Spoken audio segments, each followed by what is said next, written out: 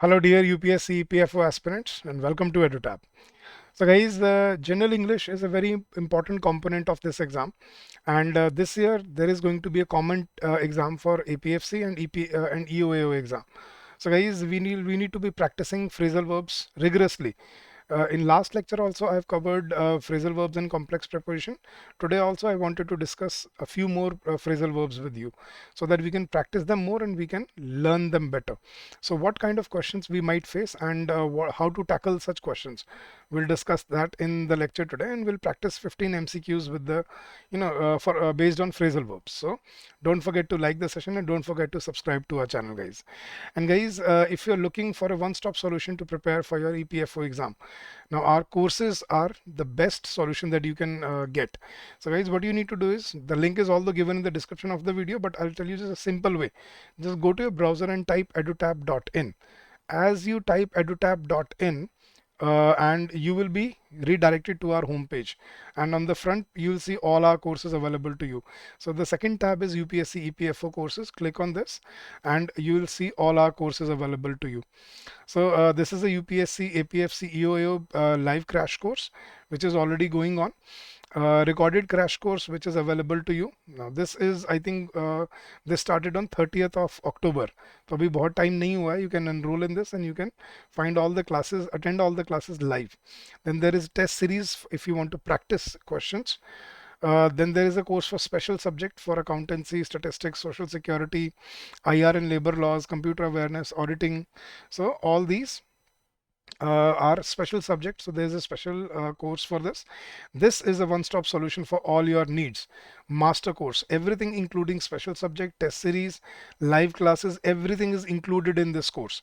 So this is what you are looking for, and you can also have a 10-hour trial course where you can see how we impart lectures in our courses. And guys, we are offering flat 65% discount on our courses. The coupon code is capital festival 65. So come join us, streamline your preparation and make your journey fruitful and beneficial for yourself. All right, guys, let's first of all, let me give you the solution of the homework question that I told you last week.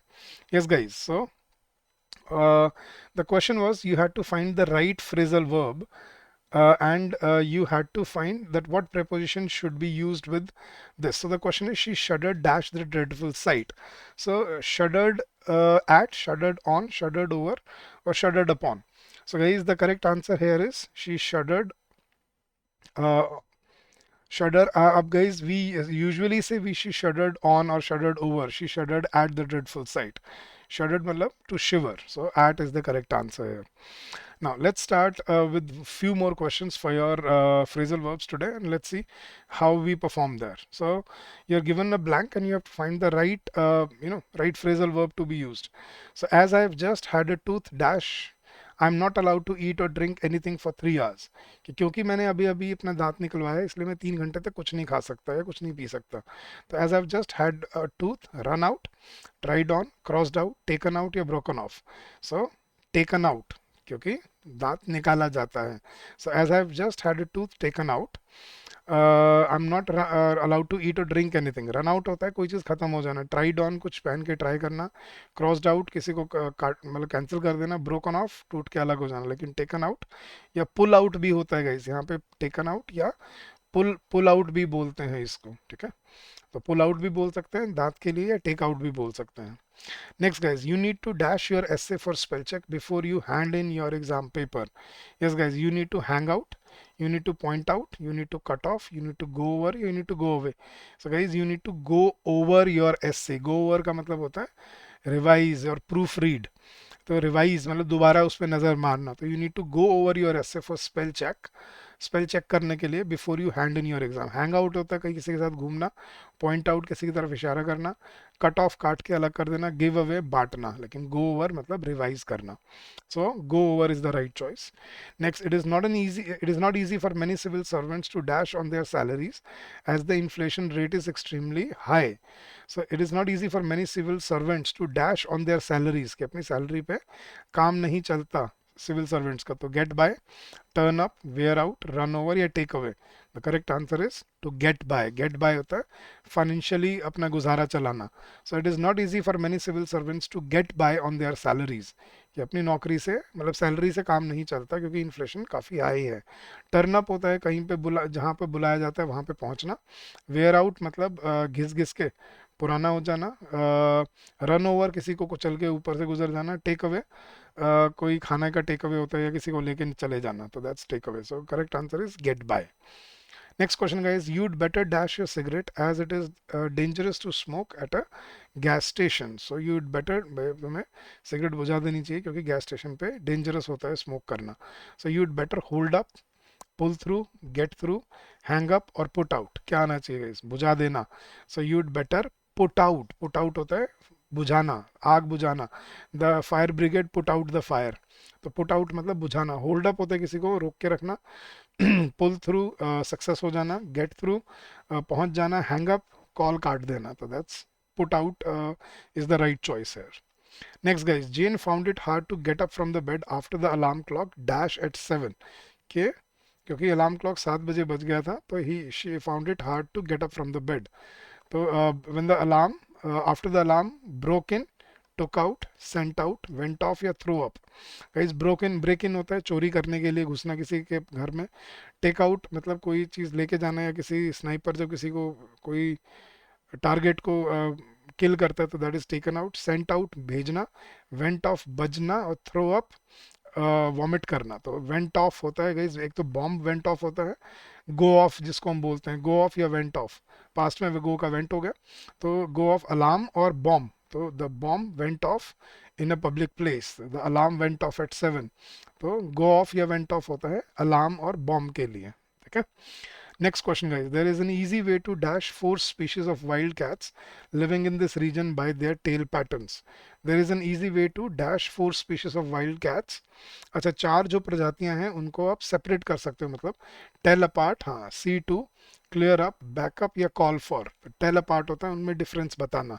So there is an easy way to tell apart four species of wild cats living in this region by their tail pattern. C2 मतलब कोई काम को देखना, clear up साफ करना, backup किसी को backup देना, सपोर्ट देना, कॉल फॉर बुलाना। बट यहाँ पे टेल अपार्ट मतलब उनमें डिफरेंस करना, डिफरेंशिएट करने को टेल अपार्ट करते हैं। Next, guys, I thought the party was going to be boring, but it dashed to be the most unforgettable evening of my life. So I thought the party was going to be boring, but it dashed to be, it turned out to be, it looked around, it passed away, it fell back या cut down। turned out मतलब जो आप expect नहीं कर रहे थे वो हो जाना। तो I thought the party was going to be boring but it turned out to be the most unforgettable evening of my life. Look around, इधर उधर कुछ ढूंढना, पास अवे गुजर जाना, फेल बैक ऑन, ठीक है, दोबारा से अपने पुराने कामों में लग जाना, कट डाउन किसी चीज़ को कम करना। बट टर्नड आउट मतलब कोई चीज़ अनएक्सपेक्टेडली हो जाना।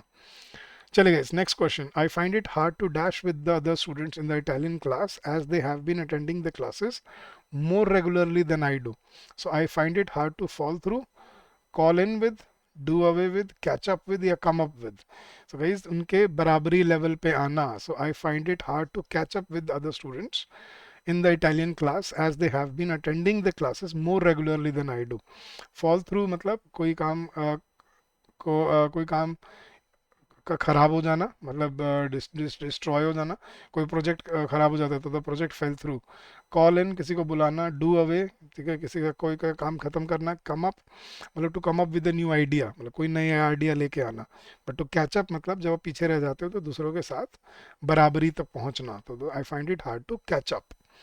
Next question, guys. The first National Food and Nutrition Survey was Dash in 1980 and the most recent one in 1992. So the first National Food and Nutrition Survey was carried out, dropped out, figured out, brought about या checked in. तो पहले जब आप कोई चीज़ execute करते हो उसको बोलते हैं कैरी आउट करना। So the first national food and nutrition survey was carried out in 1980, the most recent one in and the most recent one in 1990। Drop out किसी को निकाल के ड्रॉप आउट कर देना, मतलब जैसे हम ड्रॉप आउट करते थे किसी क्लास से। फिगर आउट कोई चीज़ को सॉल्व करना। ब्रॉट अबाउट कोई चीज़ कोई बदलाव लेके आना, चेक इन मतलब किसी होटल में चेक इन करना, but carry out is to execute, so carried out in 1980. Next question, guys. The summit was earlier to be held in March, but was dashed due to the tsunami disaster that hit India, Sri Lanka, and the Maldives. तो postpone कर देना मेरे ख्याल से. The summit was earlier to be held in March, but was paid off, crossed out, put off, dropped in या turned down. तो put off होता है guys postpone कर देना. So turn down किसी के ऑफर को मना करना, drop in किसी से मिलने पहुंचना, cross out काट देना, paid off किसी को पैसे दे देना. But put off मतलब to postpone. So the summit was earlier to be held in March but was put off due to tsunami disaster that hit India, Sri Lanka and Maldives. Chale guys, next question. We had arranged to meet at 10 o'clock last Sunday, but John didn't dash on time. John didn't give in, look up, put out, turn up या find out. So turn up मतलब कहीं जगह पे time से पहुंचना. So we had arranged to meet at 10 o'clock last Sunday, but John didn't turn up on time.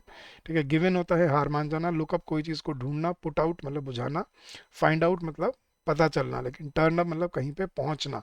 So we had arranged to meet at 10 o'clock last Sunday, but John didn't turn up on time.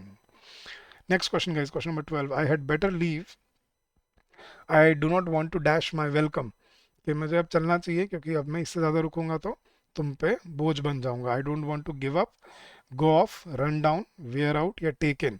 So I don't want to run down my welcome. Wear out होता है guys थक जाना. Take इन मतलब किसी को अपने पास रखना. गो of bomb का एक्सप्लोड होना. और गिव अप मतलब हार मान जाना. लेकिन रन डाउन मतलब किसी चीज़ को एक्सपायर कर देना. ठीक है, तो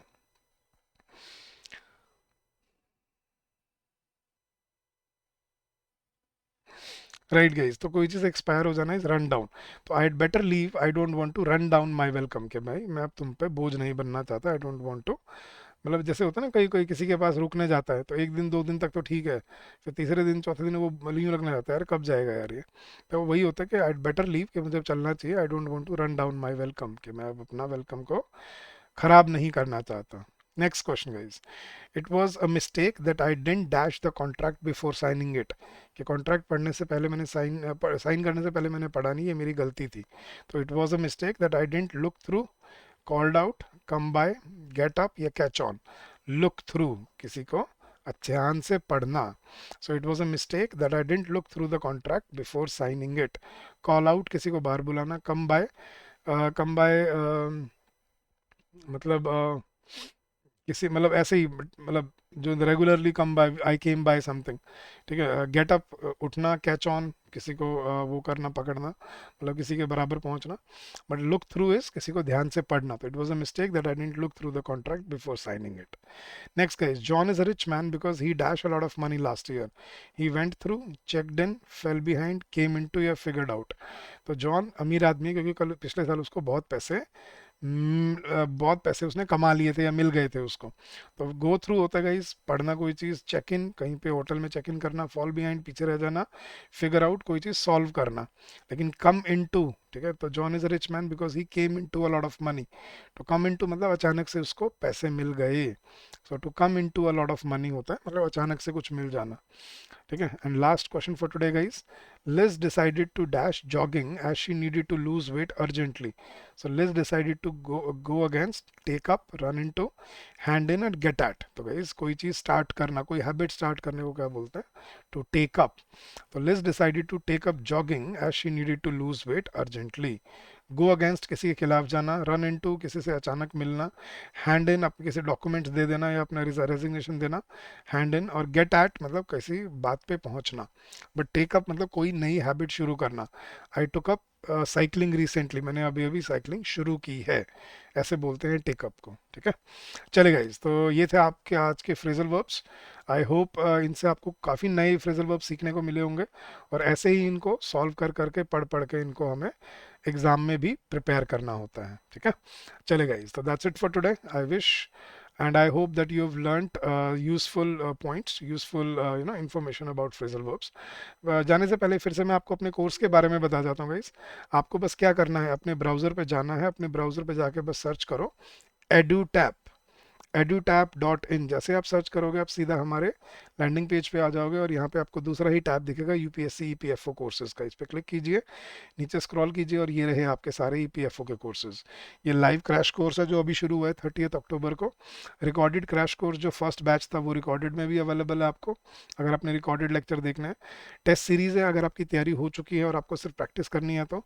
स्पेशल सब्जेक्ट के अलग से कोर्स है, अगर आपको सिर्फ स्पेशल सब्जेक्ट का कोर्स पढ़ना है।